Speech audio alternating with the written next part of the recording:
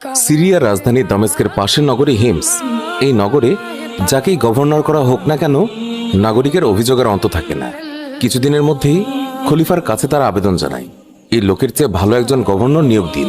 বিরক্ত খলিফা হজরত ওমর ফারুক রাদিয়াল্লাহু তাআলা আনহু হুন্নে হয়ে একজন যোগ্য গভর্নর খুঁজতে শুরু করলেন। কে আছে এমন ব্যক্তি যার বিরুদ্ধে কোনো অভিযোগই নেই? উমাইর ইবনে সাদ রাদিয়াল্লাহু তাআলা আনহু নিয়োগ পেলেন হিমস নগরের গভর্নর পদে। তখন তিনি শাম দেশে নিয়োজিত ছিলেন জিহাদের সেনাপতি হিসেবে। তিনি ছিলেন মহানবী সাল্লাল্লাহু আলাইহি ওয়াসাল্লামের স্নেহধন্য একজন সাহাবী। আদেশ পেয়ে ছুটলেন নতুন কর্মস্থলে। 1 বছর হয়ে গেল, এর মধ্যে হিমস থেকে কোনো অভিযোগ এলো না। গভর্নর কোনো চিঠি লিখলেন না খলিফাকে, আবার কোনো রাজস্বও এলো না। আশ্চর্যান্বিত খলিফা জরুরি পত্র দিয়ে ডেকে পাঠালেন গভর্নর উমাইর ইবনে সাদকে। পত্র পাওয়া মাত্রই তৈরি হয়ে গেলেন উমাইর ইবনে সাদ। নিত্য ব্যবহারের ব্যাগে অজুর পাত্র আর খাবারের প্লেট ঢুকিয়ে হাঁটা শুরু করলেন মদিনার দিকে। ইতিমধ্যেই চুলদারি বড় হয়ে গেল মদিনায় পৌঁছাতে গিয়ে। অবিরাম পথ চলায় ক্লান্ত শ্রান্ত এই বিধ্বস্ত গভর্নরকে দেখে খলিফা তাকে বসতে দিয়ে জানতে চাইলেন, এই অবস্থা কেন তোমার সাদ?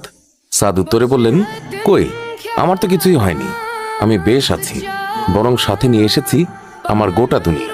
খলিফা উত্তর শুনে বললেন, কি আছে তোমার দুনিয়ায়? জবাবে সাদ বললেন, আমার ব্যাগে আছে পানি আর অজুর পাত্র, গোসলের বালতি, খাবার প্লেট আর পানির মশক, এটাই আমার দুনিয়া। এই কটা দ্রব্য ছাড়া আর কিছুই প্রয়োজন আছে বলে আমি অন্তত মনে করি না। তুমি কি হেঁটে এসেছ? জি আমিরুল মোমিনিন, প্রশাসনের পক্ষ থেকে তোমাকে কি ঘোড়া দেয়া হয়নি? বর্তমান প্রশাসনের পক্ষ থেকে দেয়া হয়নি, আর আমিও চাইনি। বায়তুল মালের রাজস্ব পাঠাওনি কেন?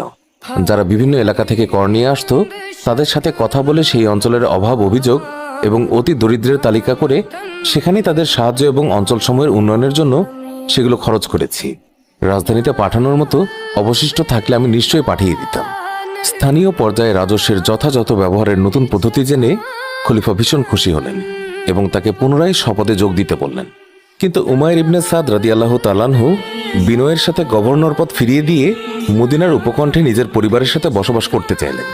খলিফা সেই আবেদন মঞ্জুর করলেন। খলিফা ওমর ফারুক রাদিয়াল্লাহু তাআলা আনহু কিছুদিন পর উমাইর ইবনে সাদের প্রকৃত অবস্থা যাচাই করার জন্য রাষ্ট্রের বিশ্বস্ত একজন গোয়েন্দা হারেসকে পাঠালেন। 100 দিনারের একটি থলে দিয়ে বললেন, যদি তার আর্থিক অবস্থা সত্যি শোচনীয় হয় তবে নিজের পরিচয় জানিয়ে আমার সালাম দিয়ে এই থলেটি তাকে উপহার দিয়ে এসো। খলিফার গোয়েন্দা স্থানীয় লোকজনের সাহায্যে একদিন পৌঁছে গেলেন উমাইর ইবনে সাদের দরজায়। পরিচয় গোপন করে মুসাফির হয়ে তার আতিথ্য প্রার্থনা করলেন। উমাইর ইবনে সাদ ছদ্মবেশী গোয়েন্দাকে সাদরে বরণ করে নিলেন আর 3 দিন 3 রাত খেতে দিলেন শুধুমাত্র একটি করে পাতলা জবের রুটি। চতুর্থ দিন একজন প্রতিবেশী